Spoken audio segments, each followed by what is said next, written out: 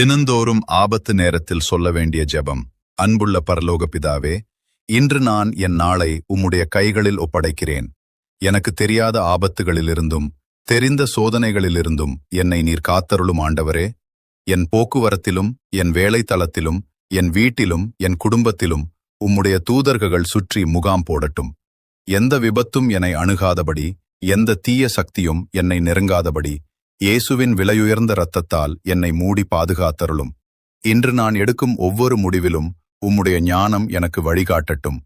என் கால்கள் தவறாதபடி, என் வாய்ச் சொற்கள் தவறாதபடி என்னை நீர் நடத்தும்.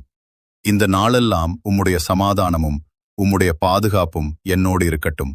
இயேசுவின் நாமத்தில் ஆமேன்.